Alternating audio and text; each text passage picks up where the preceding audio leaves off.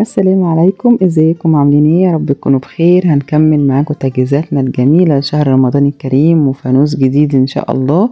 جبت كده قطعتين كرتون قصيتهم على شكل نجمه. هنا النجمه معايا عرضها حوالي 17 سنتي.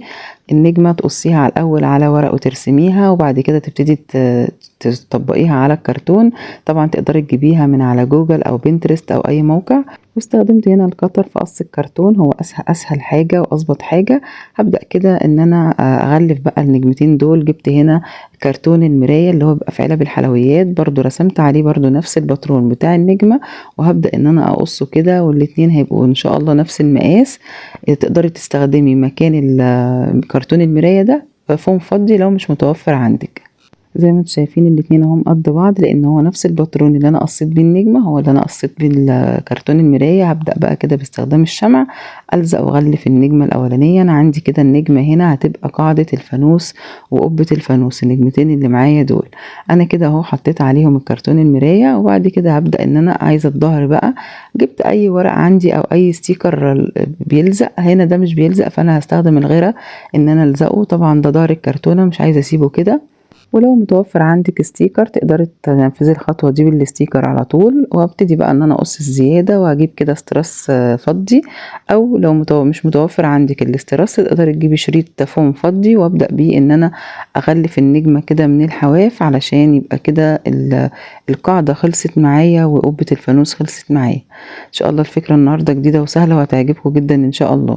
اجيب بقى كده قصاقيس فوم عندي، الالوان المتوفرة عندك استخدمت هنا 5 الوان، في كمان لون موف هستخدمه. القطعة دي معايا طولها 10 سنتي في 5 سنتي. والجزء ده بصراحة من الفيديو هو احسن جزء، هتحسي ان انت كده هتقعدي كده تتسلي. نفضل بقى نبرم كده في كل قطعة، واجي عند اخر قطعة كده ابتدي ان انا احط فيها الشمع وابتدي ان انا الزقها بسيط. طبعا مش عايزاه يظهر معايا كده. بقى معايا الجزء ده، هنفذ الجزء ده على جميع الالوان اللي انا هستخدمها. تقدري تستخدمي في الفكرة دي لون واحد بس للفانوس، وتقدري تستخدمي الوان كتير. انا هنا بصراحة حبيت اعمله كده في بهجة وفي الوان كتير. هستخدم الالوان المتوفرة عندي، استخدمت 5 الوان، في كمان لون موف هيظهر معاكم كمان. ابتدي ان انا الف كده، وممكن تخلي الولاد كمان يساعدوكي في الخطوة دي. وبقى معايا الاشكال دي كده. هبدأ بقى ان انا اجيب القاعدة، وهبدأ بقى ان انا الزق الصوابع اللي انا عملتها او الرولات دي من جهة واحدة زي ما انتم شايفين كده على حواف النجمة كلها للداخل وللخارج. ان شاء الله فكرة الفانوس النهاردة سهلة جدا وهتعجبكم، مش هتاخد منكم وقت خالص، وممتعة جدا جدا جدا في الشغل. عايزة اقول لكم ان النتيجة ان شاء الله باذن الله تعجبكم النهائية. وجديدة وما اتعملتش تقريبا قبل كده يعني. هبدأ بقى كده على كل حرف داخل وخارج الزق بالالوان بالترتيب، ولما يخلصوا الالوان معايا اكرر نفس الالوان بنفس الترتيب. هبتدي ان انا اخلص كل الصوابع كده، وابتدي نشوف هنعمل ايه بقى في القبة بتاعة الفانوس. الفانوس لسه ما ظهرش معايا، وهنكمل الخطوات وهيبتدي يظهر معانا ان شاء الله. جبت كده الجزء ده اللي بيبقى موجود في الستاير، ابتدي كده ان انا الزقه في النص. ده هيبقى المكان اللي هحط فيه وحدة الإضاءة اللي هي الشمعة زي ما انتم شايفين كده، وهتبقى ثابتة معايا ان شاء الله. هبدأ بقى احط بسرعة جدا الشمع فوق الصوابع اللي انا عملتها دي كلها، علشان مش عايزاه عقبال ما اخلص يكون نشف، عشان الزق القبة بتاعة الفانوس. طبعا اتأكد ان كل الاطوال اللي معايا متساوية قبل ما اعمل الخطوة دي، عشان كل الصوابع تلزق في القبة. ابتدي بقى كده اجيب قطعة كرتون مقاسها حوالي 8 سنتي، واغلفها برضو بالكرتون المراية اللي معايا، وهبدأ ان انا اغلفها بالفوم كده الموف من بره. تقدري تستخدمي بقى فوق هنا اي الوان، لان احنا كده كده معانا الوان كتير في الفانوس. فالفوم المتوفر عندك استغليه، قصاقيس استغليها، هتطلع معاكي النتيجة جميلة جدا في الاخر. بحاول بقى اقدم لكم افكار لفوانيس جديده ان شاء الله. يا رب يعجبكم ان شاء الله فانوس النهارده.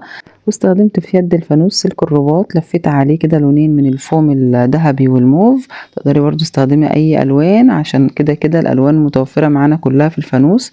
وهبتدي بقى ان انا اتنيه كده من الجزئين اللي تحت دول، وهلزقهم على الدايره اللي انا عملتها كده، عشان دي هتبقى يد الفانوس. وبعد كده هجيب قطعه تانية مدوره من الكرتون، برضو هيبقى مقاسها اقل سنتي من القطعه اللي انا حطاها دي. هبتدي بقى ان انا اغلفها كده برضو بالفوم الازرق، وهبتدي ان انا اغلفها والزقها على اليد بتاعه الفانوس. طبعا لما اجي الزقها انا عندي اليد هنا هتضايقني، فهبتدي ان انا اعمل لها فتحتين كده علشان خاطر ادخل فيهم اليد كده وتبقى الكرتونه ثابته معايا زي ما انتم شايفين. ابتدي ان انا الزقها كده كويس، وبرده بنفس الشريط الموف او اي لون الف برده عليها تاني بالشمع كده. وهبدا ان انا بعد ما اخلص اجيب واحده تانية لونها احمر واثبتها برده اصغر برده منها، وهجيب برضو حلقة ستارة تانية وهبتدي ان انا احطها على القطعة الاخيرة اللي انا استخدمتها الحمرة دي. هيبقى معايا كده قبة الفانوس اكتملت والفانوس جهز، بسيط ومفهوش اي حاجة وسهل وتقدري تعمليه وتخلي الولاد يشاركوكي كمان فيه. احط كده بقى وحدة الاضاءة الشمعة وثابتة اهي مش هتتحرك طول ما انتوا بتحركوا الفانوس، لان احنا خلاص عملنا لها القاعدة بتاعتها.